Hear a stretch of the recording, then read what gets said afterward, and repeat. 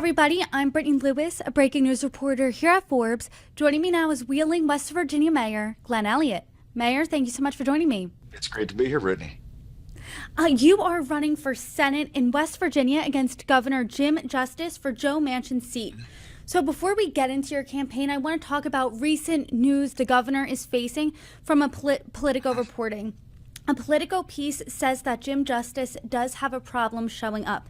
The report says this, quote, The current governor is rarely seen at the state capitol in Charleston, according to interviews with almost a dozen people involved in West Virginia politics on both sides of the political aisle. And, quote, some West Virginia politicos say they are concerned about whether Justice is committed to the demands of commuting between their state and Washington regularly. Before I even read the quote, you started laughing. Why is that? Because it's been a pattern for Governor Justice to be a part-time governor. He's really excelled at it. He lives in Lewisburg, 2 hours from the state capitol. Maybe comes in a couple times a week for press conferences or something like that, but really doesn't show up. Hasn't built relationships in the legislature. Really hasn't made showing up to work a part of his job.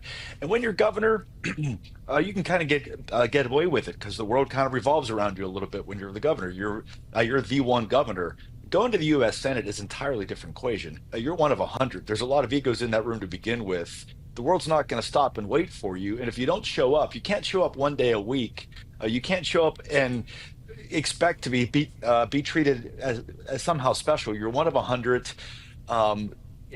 Governor Justice has shown no indication in his work ethic during his 8 years as governor that he's suited for this particular position. Whether you like Joe Manchin or not, whether you like Senator Shelley Capito or not, both of them actually go to Washington and show up on behalf of their voters.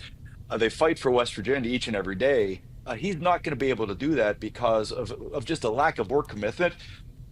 Added to that, the fact that he's not in very good health to begin with. So I just don't see him being a full-time senator, and our state cannot afford to have 1.5 senators while every other state has 2. It's too important of a race for West Virginia right now. There's bipartisanship, as you know, is rare these days, but reading this Politico piece, Republicans and Democrats in West Virginia agreed that he did have an attendance problem. His spokesperson said that this was baloney. This is what they said to Politico. We declined to participate in this joke of a story and respond to your anonymous sources regarding the next United States senator from West Virginia. Do constituents feel this way? Because it seems like a not well-kept secret.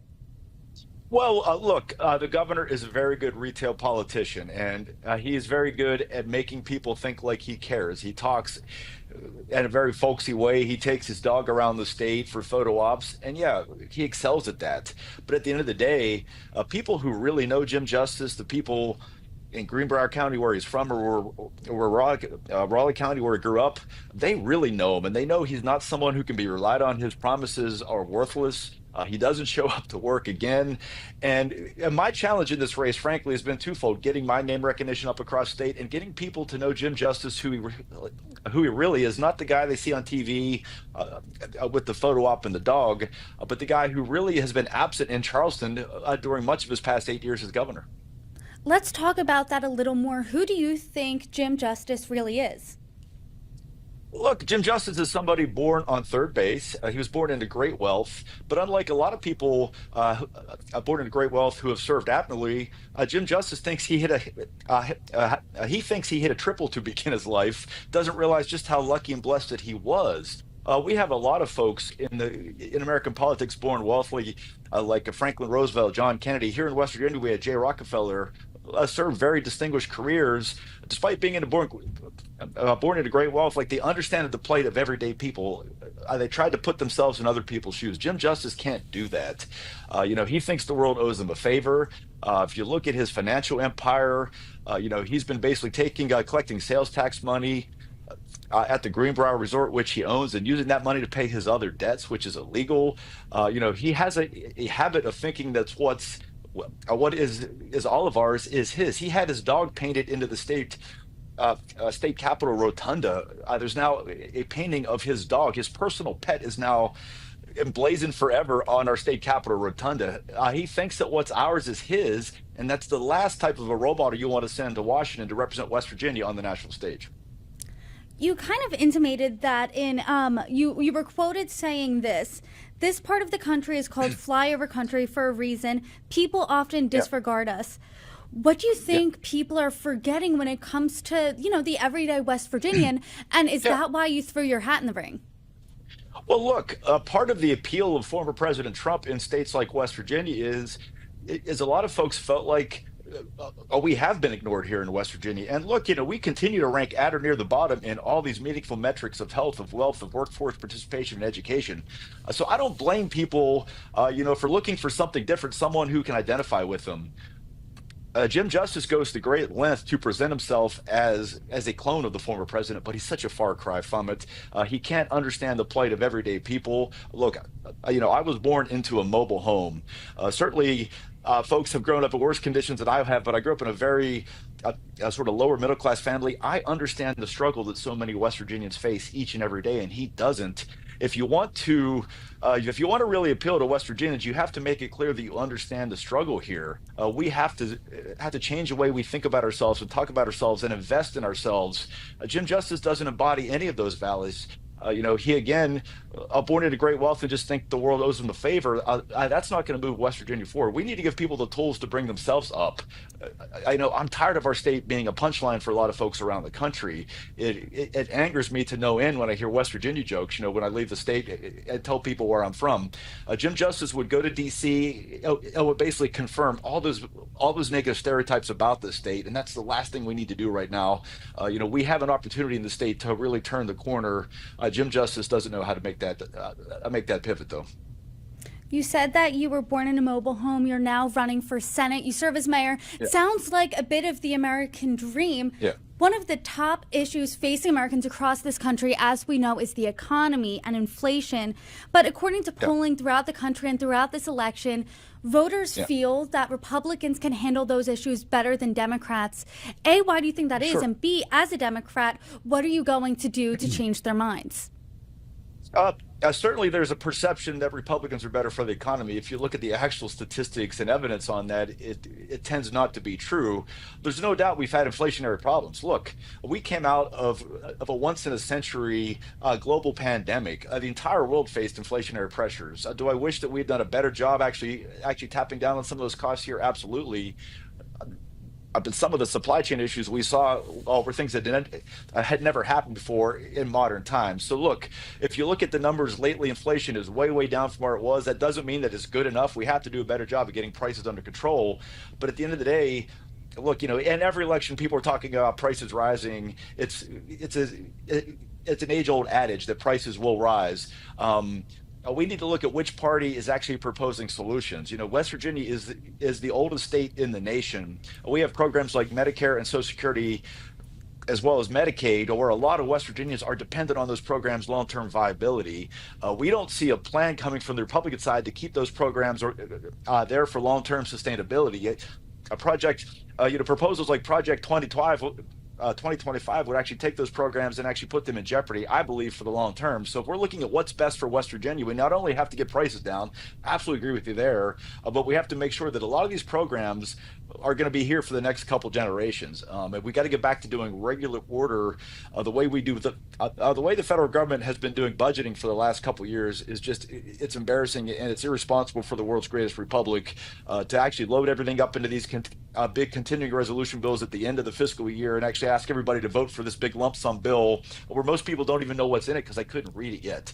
No responsible country should govern this way. And if elected to the Senate, that'd be one of my top priorities. Get us back to actually doing the budget like adults.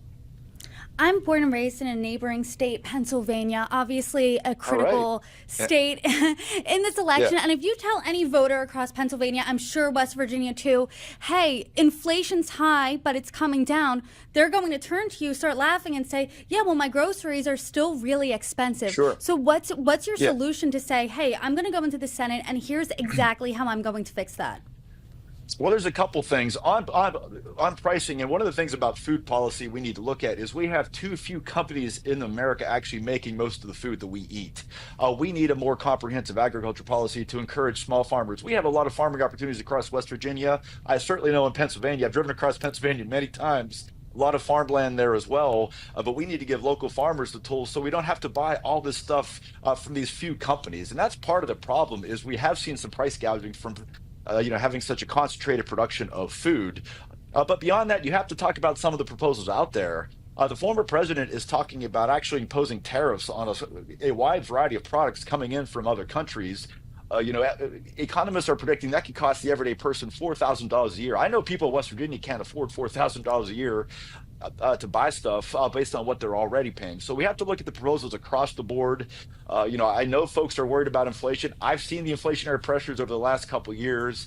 Based on current numbers, though, the rate of inflation has dropped to actually back to historical norms.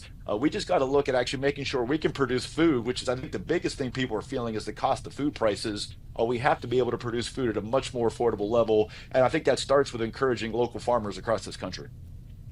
I do now want to talk about the differences here between you and Senator Manchin. You're running for his seat. He was a Democrat before earlier this year switching to independent. What are some of the differences and some of the similarities you see with the current senator? Oh, look, I've had a great relationship with Senator Manchin. I've worked with him over the last 8 years as mayor of Wheeling. He's been there time and time again for us when we needed help getting some federal appropriated projects back in Wheeling. So I have a great relationship with him. He has a long history of serving West Virginia. I encourage him or wish him the best here going on to his next endeavor, which I know he's going to be very involved. He wants to bring the two sides of the country together. I come at things actually a very similar way. As mayor of Wheeling, we had a very diverse city council in terms of its political spectrum. We had a couple of people to my far right and at least one member to my far left. I was kind of in the middle, had to actually find some way for consensus, and we did a really good job as Wheeling. I think Senator Manchin's tried to do that in Washington, but there hasn't been enough people willing to listen to him, unfortunately. We need to find some common ground. In terms of the Senate on the issues, I haven't really gone through line by line of his issues page. I think for the most part, I'm a traditional Democrat. I believe the Democrats do the best when they are seen as the party of the working class and the party of underdogs. And to the extent we've lost that identification with a lot of voters, it's on us because we've allowed the other side to define us as what we're not. So I'll do everything in my power to go out there and make sure that we are seen as the party of the working class. We have a proud labor movement here in the history of West Virginia. We've really been ground zero for a lot of the progress that labor unions made in the early 20th century. Somehow we've lost that connectivity with a lot of folks in organized labor. We have to get it back and let them know that we're there fighting for them. And so that's something I'll do each and every day. And, if elected to the U.S. Senate, I'll make sure to be a senator for everybody as well. One thing I did as mayor, I made clear each and every day is half the city voted for me, half didn't. I have to be mayor for everybody in my city. I can't just be mayor for the people who voted for me. I take the same approach to the U.S. Senate. I think too many times people get elected and they want to settle scores and they want to just check all these boxes. I'm willing to listen to everybody. I've run a campaign and talked to thousands of Republicans across the state, knocking on their doors, asking them, what are you looking for in your next U.S. Senator? And I found a lot of support among Republicans, and I think that's something I'd continue to do if I got elected to the Senate. It sounds like you really would be willing to work across the aisle here. As you probably know, Manchin was the last statewide Democrat. Justice was Democrat. He changed parties in 2017. Senator Manchin was a Democrat. He switched to independent earlier this year. Does West Virginia have an appetite for Democrats anymore?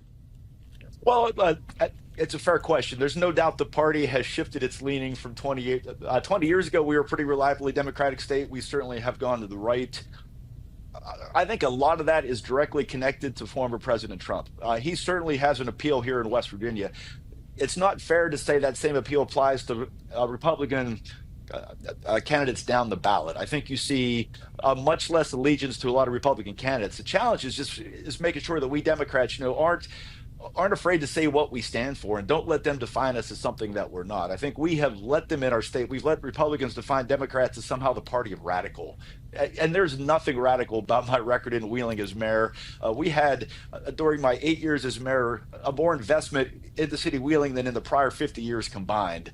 And nothing that we did was radical, and nothing that I would do in the Senate is radical. We are the party that brought people things like Medicare and Social Security and actually gave unions the right to collectively bargain. we're the party that's always believed in progress, and we have to actually regain that mantle, and it's on us. Like they're not going to do it for us. We have to regain that mantle, and I think half the battle is just showing up and talking to people. I've knocked on thousands and thousands of doors, starting back in June of this summer. We've been to all 55 counties of West Virginia. We don't discriminate party when we knock on your door. All we care is that if you're a registered voter, we're knocking on your door. And I've shown a willingness to talk to anybody, people who agree with me, and most importantly, people who don't. Those are sometimes the best conversations when you get out of your own bubble and talk to people who may see the world a little bit differently from you. Mayor, as we sit here today, we're only 3 weeks out from Election Day, so I can only imagine how busy you are. So I'm curious what's next, because polls indicate that you are coming up from behind a little bit. So what is your path? What's your pathway to victory here? We are pretty much every day over the next 3 weeks. I'm going to be somewhere. Some small town hall events, some more door knocking. We'll be on TV a little bit. We're getting our advertising going off a lot now, but we'll be everywhere we can be, just making the final pitch here, making the case for people asking people just to set party aside for a second and look at character and work commitment. We actually did an open letter to West Virginia Republicans. It's going to be actually went out last week and will be outgoing in a lot more newspapers here this weekend as well. Just making the case why, if you're a Republican voter who believes in things like personal responsibility, sending Jim Justice as your representative to the U.S. Senate would be a step back if you're playing the long game. Jim Justice doesn't embody a lot of the values that just Ronald Reagan did a few generations before. He seems like just someone who seeking this position really just to add it to his, add it to his biography, but without actually having the work commitment to go there. We need a senator who's going to show up each and every day. And it's on me to make that case here in the closing stretch of this campaign that I'm the guy. Mayor Glenn Elliott, best of luck to you. Thank you so much for joining me. You're welcome back anytime. Thank you, Brittany. Really enjoyed it.